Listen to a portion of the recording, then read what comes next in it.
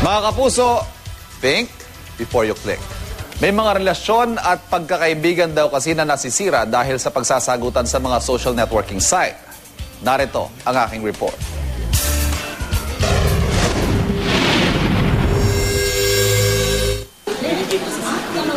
Like, share, retweet. Bahagi na nga ng buhay ng milyon-milyong Pilipino ngayon ang social media para magpahayag at makipag-ugnayan. Pero kung minsan may mga nagkakasagutan. Katunayan, 78% ng mga sinurvey ng isang UK-based company nagsabing napansin nila ang pagdami ng walang modo online. 19% naman ang nag-block o nag-unfriend ng nakasagutan sa internet. Isa sa 5 naman ang nabawasan ng personal na pagharap sa isang kakilala dahil sa pagtatalo online. Yan mismo nangyari sa freelance photographer na si Baron Venturina na aminadong palaway sa social media. Nabawasan daw ang kaibigan niya online at sa tunay na buhay. Kumunti kaibigan mo? Oo, yun. Kumunti kaibigan ko kasi minsan nagkakaroon ng talagang hindi pagkakaunawaan. Okay lang sa'yo yun? Hindi siya okay, pero habang tumatagal since pag online ka naman, tapos mas marami ka naman nabibuild na new friends online din.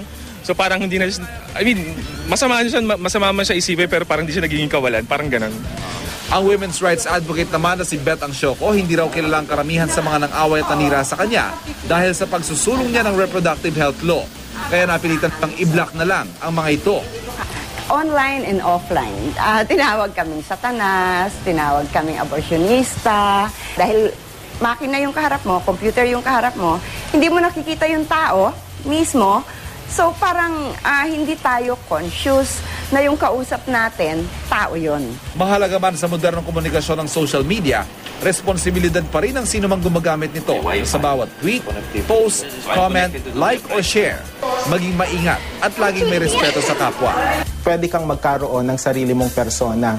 Kung hindi ka masaya sa iyong personal na buhay, parang gagawa ka ng tinatawag nating virtual identity para palalabasin mo na mukha kang matalino, mukha kang gwapo, mukha kang maganda, at mukha kang matagumpay sa iyong gawain. Bagamat sa tunay na buhay ay parang loser yung pagtingin mo sa sarili mo.